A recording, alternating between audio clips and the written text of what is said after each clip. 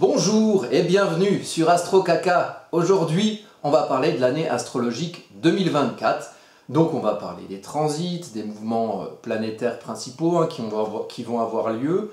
On va se baser sur le thème natal de l'année. Alors pour faire un thème natal, c'est facile, il suffit de savoir la naissance du moment qu'on veut évoquer. Et la naissance d'une année, eh bien c'est à Nouvel An pour l'année 2024, donc c'est à minuit 00. Et tac, on prend une photographie du ciel, on voit un petit peu ce que ça nous indique. C'est le principe de l'astrologie horaire, où quand vous avez un événement qui se produit dans vos vies, vous regardez l'heure de l'événement, le lieu de l'événement, la date de l'événement, vous allez sur AstroThème ou sur un logiciel d'astro, et puis vous regardez ce que dit la carte de ce moment-là, et ça peut s'interpréter de manière astrologique. Donc moi je vais me baser sur la carte de naissance de l'année 2024, qui nous arrive comme l'année précédente avec un ascendant vierge. L'année 2023 c'est un ascendant à 8 degrés de la Vierge, cette fois on a un ascendant à 28 degrés de la Vierge, donc un petit peu plus loin dans le signe de la Vierge, se rapprochant un petit peu plus de l'ambiance Balance, c'est un peu le lien pour aller de l'énergie Vierge à l'énergie Balance. Et puis là-dessus, on va voir les principaux événements astrologiques de l'année, à savoir, on va voir les grands moments que je vais évoquer ici, c'est la conjonction Chiron, le blessé guérisseur, avec le nœud lunaire nord qui est passé en bélier depuis juillet 2023, donc les deux ils vont se rejoindre. Donc le nœud lunaire nord en bélier, le destin karmique qui nous amène collectivement pendant 1 an et demi à aller vers l'énergie bélier d'action, d'initiation, de faire à son idée, de confrontation aussi, donc on agit. Le bélier c'est la naissance, donc il y a quelque chose une ambiance qui s'active ou une ambiance qui nous incite à activer peut-être des choses. Vous regardez dans votre thème natal où se trouve le bélier par exemple, et en quelle maison il est, quelle planète vous avez en bélier, puis ça pourra indiquer des choses, pas des événements par rapport à votre année. Et si vous n'êtes pas encore assez au point pour le faire vous-même, moi je serais ravi de pouvoir vous interpréter votre thème natal par rapport à ça, auquel cas vous allez sur les liens qui sont en dessous. Donc l'année 2024, premier événement, février, alors c'est le 19 février exactement, on va voir Chiron qui se joint au nœud lunaire nord, le destin karmique qui nous mène au bélier. Chiron c'est le blessé guérisseur, donc il y a une blessure, quelque chose qui peut nous empêcher d'agir, qui peut nous empêcher de commencer, et qui vient à la rencontre du destin karmique. Donc il y a peut-être des choses qui vont s'activer ou se confronter sur cette période. Et je vous le donne en mille, et je mettrai toutes les vidéos de ce dont je parle en lien parce que j'ai fait des vidéos individuelles. J'ai fait une vidéo sur cette période-là où j'étudie la carte du moment où Chiron joint le nœud lunaire nord en bélier. J'ai appelé ça la crise financière aura-t-elle lieu ou quelque chose comme ça.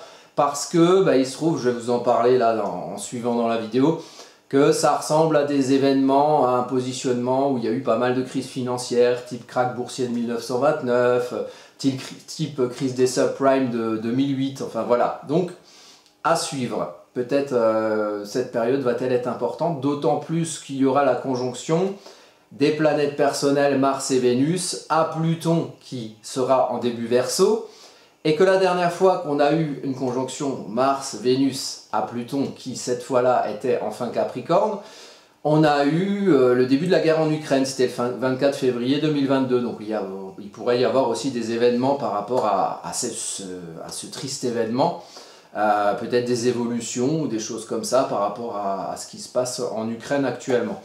Ensuite, on a un autre événement important, c'est la grande conjonction Jupiter-Uranus le 21 avril 2024 qui aura lieu à 21,50 du Taureau. Donc là, c'est Jupiter qui depuis le 16 mai 2023 est rentré dans le signe du Taureau, et vous avez peut-être pu remarquer ce côté orageux qui a été mis en valeur, puisque Jupiter ça met en valeur, c'est l'énergie d'expansion, donc c'est un peu l'effet loupe, donc ça, on va dire, augmente l'effet uranien qui est sur notre ciel depuis 2019, Uranus en Taureau en 2019, Uranus en chute en Taureau depuis 2019, qu'est-ce qui s'est passé depuis 2019 ?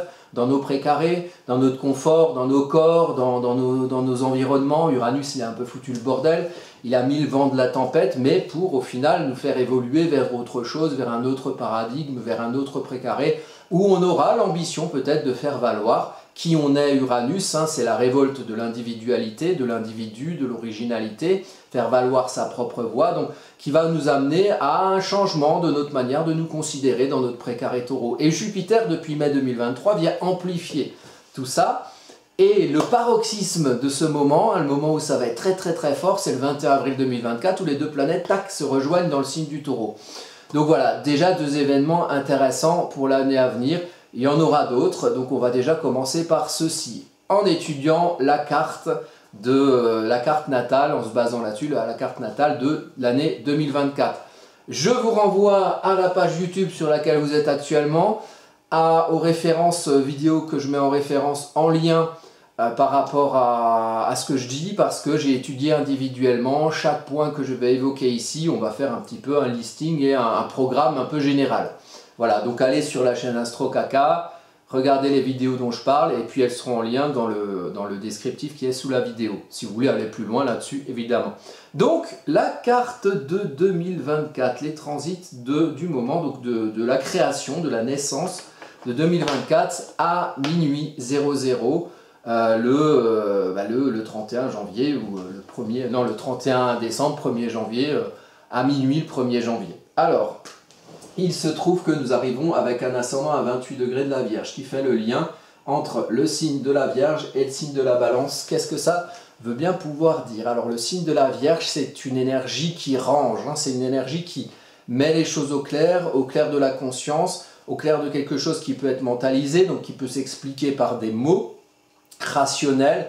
La Vierge canalise. La Vierge canalise dans la rationalité pour analyser, elle analyse pour canaliser, et canaliser pour utiliser. C'est un signe de terre, donc un signe concret, donc un signe qui comprend pour faire. Hein.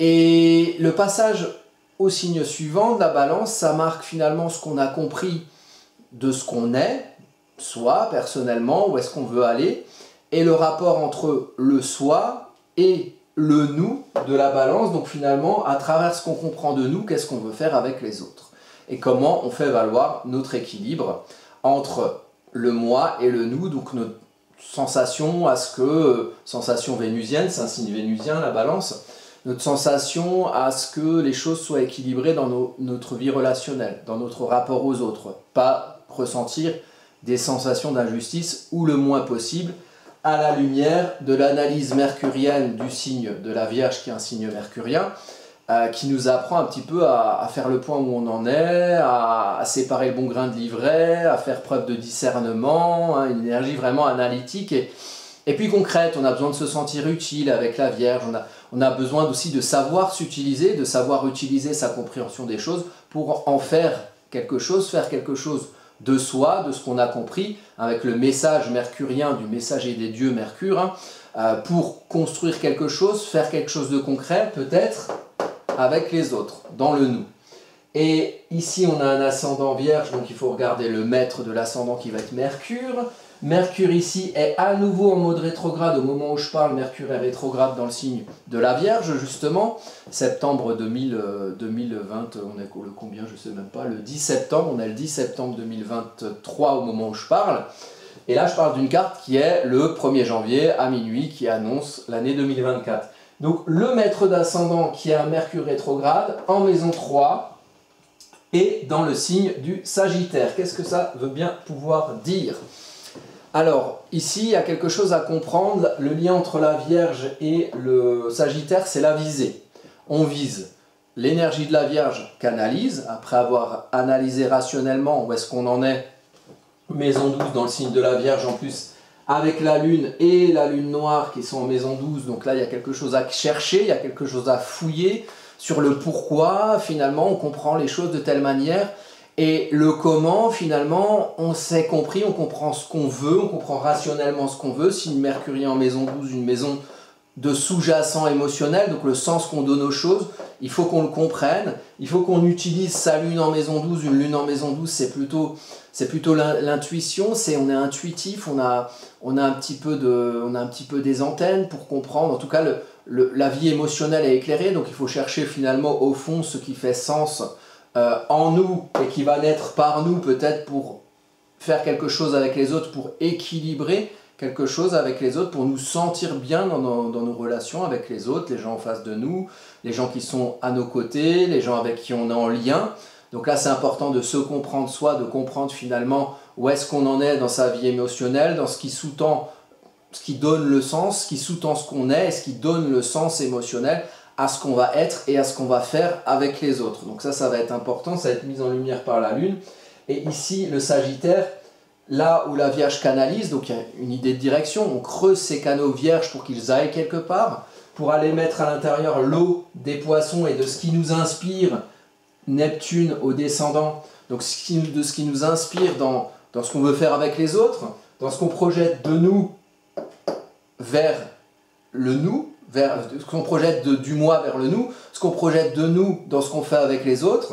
C'est peut-être dans notre vie quotidienne et dans notre vie relationnelle vécue avec les personnes autour de nous qu'on va pouvoir s'inspirer finalement, s'inspirer de ce qui se passe, s'inspirer des croyances qu'on peut avoir, des espoirs qu'on peut avoir dans notre vie avec les autres, dans ce qu'on veut faire dans notre vie quotidienne, maison 6, dans notre vie relationnelle, maison 7, avec Neptune qui fait le lien entre les deux.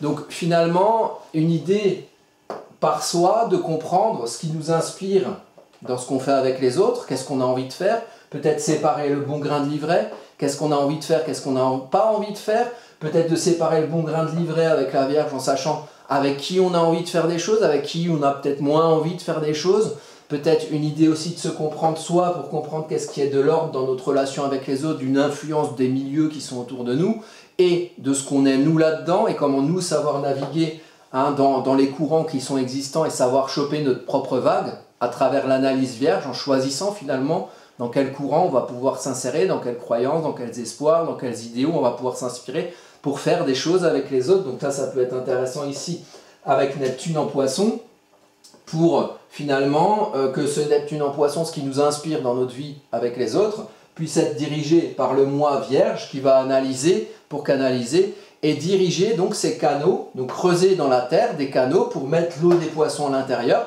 et pour diriger cette eau des poissons vers un champ qu'on va travailler ou qu'on a travaillé et qui permettent de ramener de l'eau dans ce champ et de cultiver des petits légumes. Donc c'est une idée finalement de canaliser nos aspirations profondes poissons, les canaliser avec l'énergie vierge pour les amener quelque part. Et dans cette idée de direction, il y a un point commun avec le Sagittaire qui est un signe qui va au-delà d'eux.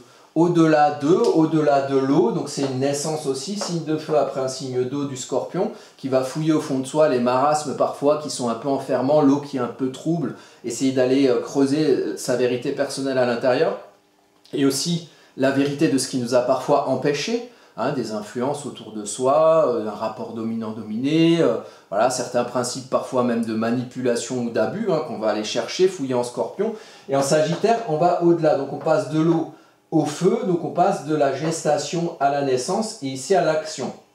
Mercure est rétrograde, donc qui maîtrise la Vierge. Donc il y a une idée d'être dans une énergie de cette année un peu introspective, à essayer de comprendre finalement avec Mercure, le messager des dieux, ce qu'on veut viser et quel au-delà on veut viser. Quel au-delà on veut viser pour finalement comprendre ce que l'on est, utiliser ce que l'on est avec les autres, balance, utiliser ce qu'on a avec les autres à l'aune de ce qui nous inspire dans ce qu'on veut faire avec les autres. Donc il faut faire le tri entre ce qui nous inspire nous et ce qui est un peu de l'ordre de l'influence des milieux qui sont autour de nous, l'utiliser avec la Vierge, utiliser ce qu'on a compris pour viser un au-delà, comprendre aussi avec Mercure rétrograde en Sagittaire vers où on veut viser.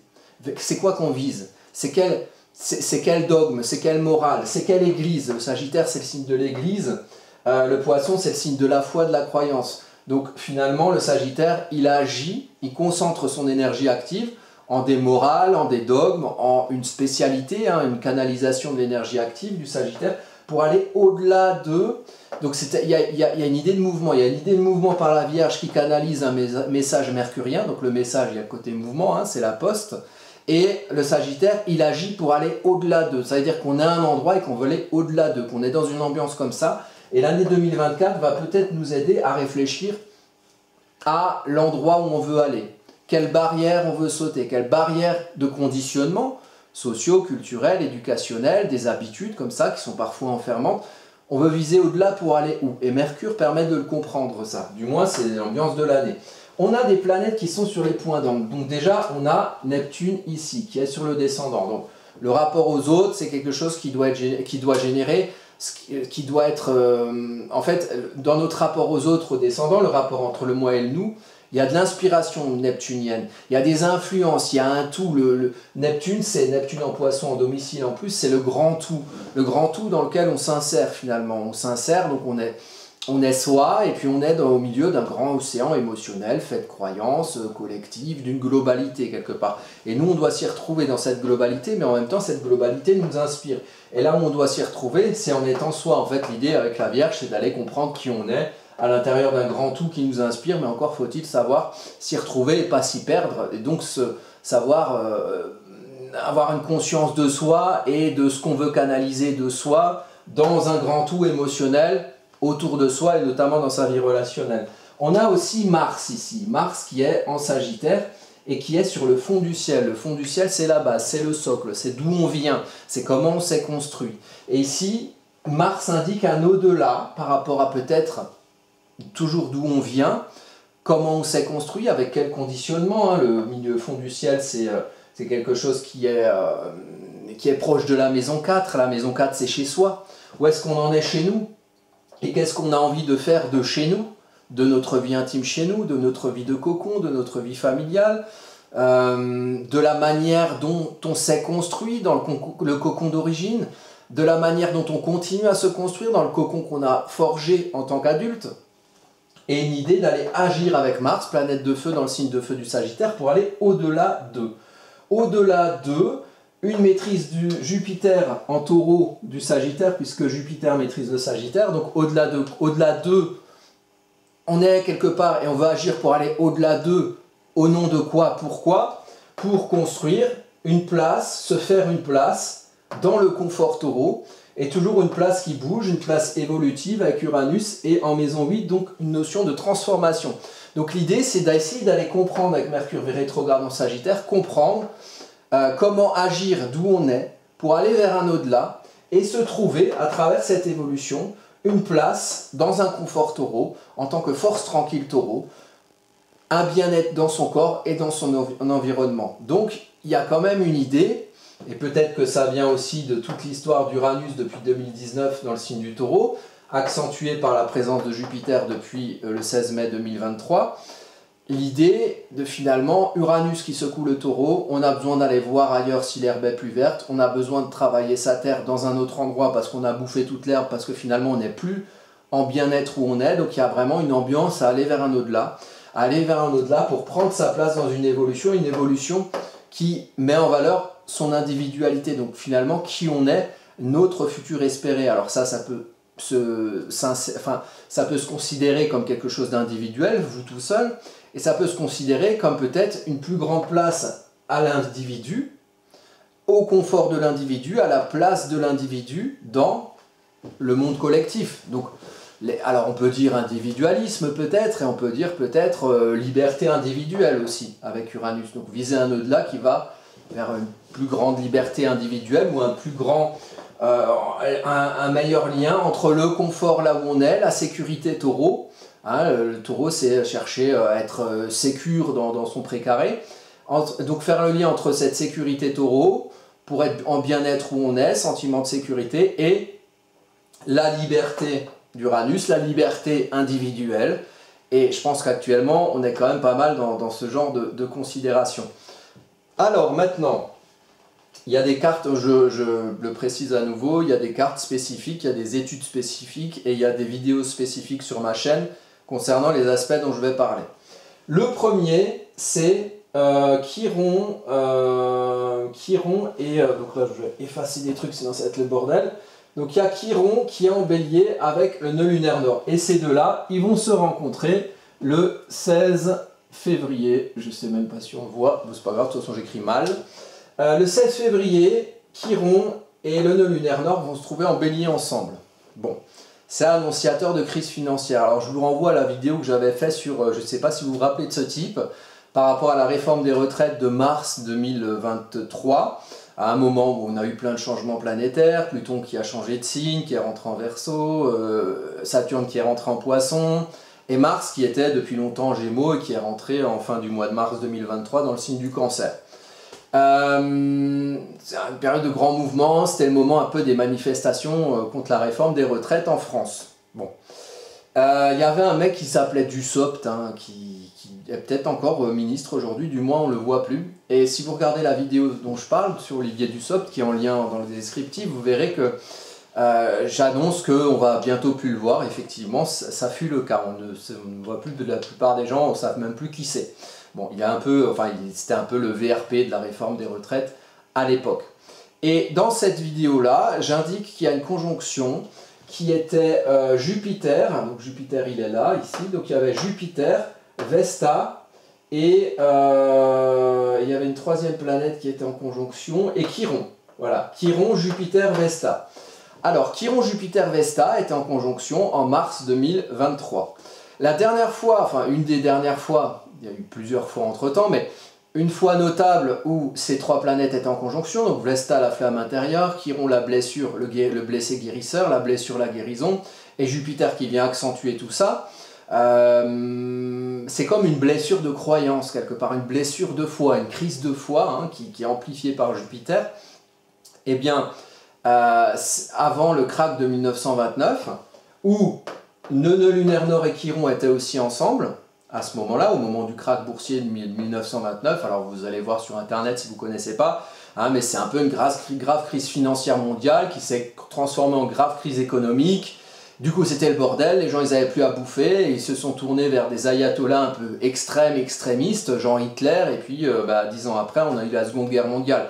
Pour vous dire que les crises dans les finances, ça peut générer des trucs au-delà du financier qui sont un petit peu pas hyper cool, quoi. Sachant qu'on est en plus dans une période où il y aura la conjonction Jupiter-Uranus, et la dernière fois que Jupiter est rentré dans le signe d'Uranus en Taureau, c'était au moment de la Seconde Guerre mondiale, donc en fin 1939, et les deux se sont rejoints en mai 1941, c'était quand même au plus fort de la Seconde Guerre mondiale, et là, les deux se rejoignent aujourd'hui en avril 2024, le 21 avril 2024. Donc attention, je ne dis pas qu'il y aura une guerre mondiale, mais je dis que c'est quand même un moment où les choses peuvent être tendues. D'autant plus s'il y a une crise financière avant, que je prévois aux alentours de février 2024, et plus spécifiquement, les deux se rejoignent, Nœud lunaire nord Bélier et Chiron Bélier le 19 février 2024. Donc après, vous anticipez les choses comme vous voulez, et puis si ça se trouve, je raconte des conneries, et si c'est le cas, tant mieux. Néanmoins, astrologiquement, je vous invite quand même un peu à vous méfier de ça, parce que ça pourrait arriver, et les dernières fois qu'il y a eu des aspects comme ça, krach de 1929, crise des subprimes de 2008, et encore d'autres dans l'histoire. Donc quand Chiron rejoint le nœud lunaire nord, en général, c'est pas rigolo. Même si, en 1929, Chiron et le nœud lunaire nord étaient ensemble dans le signe du Taureau, et qu'en 2008, Chiron et le nœud lunaire nord étaient ensemble dans le signe du Verseau. Donc c'est pas le même signe, mais il y a un signe annonciateur du krach de 1929, quelque chose qui s'est passé quelques mois avant le krach d'octobre 1929, c'était la conjonction Chiron, Vesta, Jupiter, qui a aussi eu lieu début mars 2023. Et qu'est-ce qui s'est passé ce jour-là, où il y a eu cette conjonction? Il y a eu l'effondrement de la Silicon Valley Bank. Et en 1929, c'était pareil, il y a aussi eu un événement annonciateur à cette conjonction Vesta, Jupiter, Chiron. Et Chiron est concerné, encore une fois. Donc, du coup, il y a quand même un événement annonciateur de la crise astrologique, hein, qu'on a pu percevoir a posteriori. Donc, après, c'est ça l'intérêt de l'astrologie, c'est de voir les aspects qui se sont passés, les événements qui se sont passés lors de ces aspects, et quand ces aspects reviennent, il peut y avoir éventuellement des événements qui se répètent selon les mêmes principes. Peut-être avec un décor différent, mais qui vont générer des énergies qui peuvent se ressembler sur certains points, indiqués par les énergies des planètes en question. Donc nœud lunaire nord, le destin, Chiron, la blessure, et ici dans l'énergie bélier, donc quelque chose de confrontationnel, capacité d'initiation, faire à son idée. Mars, c'est maîtrise de bélier, c'est le dieu de la guerre, donc attention à tout ça, d'autant plus qu'en même temps, en février 2024 et particulièrement le 19 février 2024, On a aussi les planètes personnelles, donc Vénus, Mars, qui rejoignent Pluton, qui est ici fin Capricorne, il sera donc début Verseau à ce moment-là. Et c'est un aspect qu'il y a eu au début de la guerre en Ukraine, donc il y aura quand même quelque chose de confrontant. Donc moi je pense que voilà, février 2024, il y aura des petits événements, pas forcément, enfin un petit peu qui secouent, voilà, qui secouent le cocotier. Donc il y aura aussi la grande conjonction de Jupiter et d'Uranus le 21 avril 2024 à 21 degrés 50 du Taureau. Donc là, c'est on va dire le point, le paroxysme de l'énergie d'évolution et d'expansion de cette évolution, libération individuelle, quête d'autonomie, mise en valeur de soi, et aussi le côté tempête, hein, uranien, c'est le dieu des tempêtes, donc il pourrait y avoir quelque chose qui secoue les corps, les environnements, il peut y avoir éventuellement même des catastrophes naturelles, c'est possible. Dans cette période-là, donc ici on est le 21 avril 2024, si vous avez dans votre thème des choses qui sont aux alentours de 21 degrés 50 du Taureau, moi j'ai mon Chiron par exemple, donc je peux peut-être être secoué au niveau de la santé, ou peut-être qu'il va se passer des choses au niveau de la guérison de quelque chose, voilà, je vais me sentir mieux, plus moi-même, parce que j'aurais décidé de faire un truc qui me ressemble plus, j'en sais rien. Vous avez peut-être des points à 22 degrés du Taureau, 21-22 degrés du Taureau, mais si vous avez des points astrologiques qui sont en sextile à ça, à 22 degrés du Cancer ou à 22 degrés du Poisson, c'est intéressant aussi. Et puis si vous avez des carrés à ça, si vous avez des planètes à 22 degrés du Verseau et à 22 degrés du Lion, c'est aussi intéressant. Par exemple, dans mes études en transit que je fais, sur différentes cartes de l'année, les moments importants de l'année, quand les gens me commandent un thème en transit, je regarde systématiquement cette carte-là parce qu'elle a forcément un lien avec votre thème. Et si on parle de la conjonction Chiron nœud lunaire nord, là elle est à 16 degrés 45 du Bélier, donc pareil, si vous avez des choses à 16 degrés, 17 degrés du Bélier, ça peut être important pour vous. Donc vous regardez de quelle planète il s'agit, en quel signe, en quelle maison. Et pareil, si vous avez des choses en carré, par exemple, ça va être des carrés au Cancer, donc si vous avez des choses à 16-17 degrés du Cancer, c'est pareil, ça peut un peu vous secouer, ou 16-17 degrés du Capricorne, et également, ça peut aussi vous secouer. Bon, et vous regardez tous les aspects, les différents aspects, sachant que le plus visible restera toujours la conjonction, donc si vous avez une planète, ici pour le 19 février 2024, si vous avez une planète à 16-17 degrés du Bélier, ça peut être intéressant. Voilà. Concernant Pluton, Pluton va bouger, alors pareil, il y a une vidéo qui parle spécifiquement de ça. Pluton va bouger du Verseau Capricorne en 2024. Donc le 19, donc voilà, Pluton, là il est encore en Capricorne, il va passer dans le signe du Verseau en 2024, le 19 janvier. Pluton passe du côté Verseau. Donc là pareil, si vous avez des carrés à Pluton fin Capricorne parce que vous avez des planètes fin Balance ou parce que vous avez des planètes fin Bélier, vous allez peut-être être plus tranquille quand Pluton va passer du côté Verseau. Inversement, si vous avez des planètes début Scorpion ou des planètes début Taureau, vous allez être moins tranquille quand Pluton va passer du côté Verseau. Donc le 19 janvier, Pluton passe en Verseau, il retourne en Capricorne le 2 septembre 2024 et il retourne en Verseau définitivement, enfin pour 250 ans et quelques, le 19 novembre 2024. Donc il y aura une grosse, en gros le début d'année c'est plutôt en Capricorne encore, et puis il y a une période plutôt en Capricorne de septembre au 19 novembre 2024. Tout le restant du temps il sera en Verseau, donc on peut dire qu'à partir de 2022-2024, Pluton rentre quasi définitivement en Verseau, et il sera définitivement en Verseau le 19 novembre 2024 jusqu'en 2044. Donc vous aurez le temps d'apprécier ce transit plutonien dans le signe du Verseau. À savoir que depuis 2008, Pluton a bien dézingué l'énergie Capricorne, donc les choses anciennes, les structurations anciennes, les institutions. Pareil, il y a une vidéo qui en parle en lien. Et Pluton en fin de signe, c'est toujours plus puissant. On a commencé Pluton en 2008 en Capricorne avec la crise des subprimes, avec la grippe A, et puis on finit Pluton avec le Covid et une crise financière éventuellement aussi. Voilà, on finit Pluton en Capricorne. Pluton va passer en Verseau. D'ailleurs, quand il y a la crise financière, on est déjà du côté Verseau. Et le Verseau, c'est un signe de réseau. Hein, c'est un signe de réseau, comme les réseaux électriques, les flux financiers, par exemple. Donc Pluton qui rentre dans le signe du Verseau et des trucs qui se dézinguent au niveau financier, à savoir que quand il y a eu la première alerte de l'effondrement de la Silicon Valley Bank, hein, on nous faisait déjà miroiter une crise financière à ce moment-là, et puis on nous dit qu'elle nous prend au nez depuis, et puis même depuis avant, on avait Pluton qui rentrait dans le signe du Verseau à ce moment-là, en mars 2023.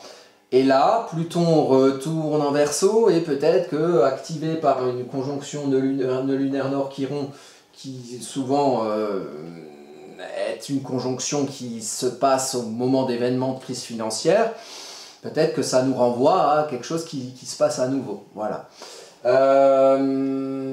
On a, juste pour terminer, parce que là, évidemment, on en fera d'autres, des vidéos hein, sur les transits de 2024. Là, c'est vraiment une idée de résumé, de regarder le thème natal de 2024. On a un milieu du ciel Vesta, fin Gémeaux, début Cancer. Donc ici, c'est l'idée peut-être de se sortir d'où on est, d'un où on est, pour aller vers un où on va, en agissant Mars, planète de feu, en signe de feu. Donc on a envie d'agir pour aller au-delà. Avant, il faut réussir à comprendre où est-ce qu'on veut aller avec Mercure rétrograde. Et dans cet axe de l'élévation, donc d'où on vient, l'œuf, le cocon, fond du ciel, et où on va, le sommet de sa montagne, ce qu'on vise, ce qu'on objective avec le milieu du ciel, l'accomplissement. Hein, on va dire que le fond du ciel, c'est la graine, et le milieu du ciel, c'est la fleur. On a Vesta à côté, la flamme intérieure. Donc, il y a quand même une idée de foi, de flamme intérieure, à aller comprendre, en Gémeaux, à aller comprendre comment finalement trouver un bien-être, comme une idée de se sentir Cancer, donc comme à la maison, mais dans sa vie sociale. Donc trouver un confort émotionnel, du sens à ce qu'on fait socialement. Et on a foi peut-être en le fait de le comprendre, en le fait de peut-être diffuser sa bonne parole, hein, et de dire, mince, on pourrait... voilà, j'ai envie d'agir pour aller vers un au-delà, et peut-être que cet au-delà, il concerne une situation sociale dans laquelle on doit se comprendre, dans laquelle on doit se faire comprendre, peut-être pour être bien, peut-être pour être en confort. Et là, du coup, avec la maîtrise de la Lune en Vierge du signe du Cancer, peut-être que c'est quelque chose à aller chercher en soi, et à aller analyser finalement qu'est-ce qui sous-tend ce qu'on est, qu'est-ce qui sous-tend ce qu'on a envie de faire, qu'est-ce qui est en nous, et qui peut éventuellement se comprendre et se faire valoir dans notre vie sociale, pour qu'on soit dans un certain bien-être et qu'on puisse se comprendre dans un certain bien-être et qu'on ait foi finalement en ce qu'on accomplit et en ce qu'on diffuse de notre fonction sociale, de ce qu'on fait dans notre vie sociale, peut-être dans notre vie professionnelle. Enfin voilà. Donc là je vous ai fait un résumé, j'ai parlé principalement du 19 février 2024, potentielle crise financière qui rompt sur nos lunaires nord en bélier à 16 degrés 45, de Jupiter Uranus à 21 degrés 50 du Taureau, mise en avant de soi, libération de l'individu, une évolution vers un nouveau confort dans le précaré Taureau, et puis les mouvements de Pluton, donc qui va passer du Capricorne au Verseau le 19 janvier 2024, puis du Verseau au Capricorne le 2 septembre 2024, puis à nouveau et définitivement Verseau le 19 novembre 2024. Après, il y a plein d'autres choses qu'on pourrait dire, on les dira au fur et à mesure hein, de l'année qui passe évidemment. Et puis voilà, et puis si vous avez besoin de vous comprendre là-dedans, il y a des clés que je donne dans toutes les vidéos que je mettrai en lien en description. Elles sont toutes sur la page YouTube AstroCaca, hein, vous pourrez vérifier. Et si vous voulez vous pencher sur un de ces points plus précisément, vous allez voir les vidéos, vous allez même voir des vidéos d'autres astrologues sur YouTube qui sont très bien sur le même sujet. Et si vous voulez vraiment avoir une étude de votre thème natal par rapport à tous ces transits-là, vous êtes les bienvenus sur le site AstroCaca où vous pouvez commander des thèmes directement. Et si vous voulez pas, parce que c'est sur PayPal, en fait, il y a des liens qui vous amènent à PayPal. Si vous voulez me poser une question, simplement, vous allez sur l'adresse qui est en bas, vilnusmarcel@gmail.com, vous me posez votre question, puis j'y répondrai. Et puis si c'est dans le cadre d'une étude, vous pouvez aussi commander vos études en me faisant un petit coucou, en m'envoyant un petit message sur vilnusmarcel@gmail.com. Et puis voilà, ce sera peut-être l'occasion, si ça vous intéresse, d'étudier votre thème à la lumière des mouvements du ciel actuels là pour 2024. Voilà, écoutez, je vous remercie et puis je vous dis à bientôt pour une prochaine vidéo.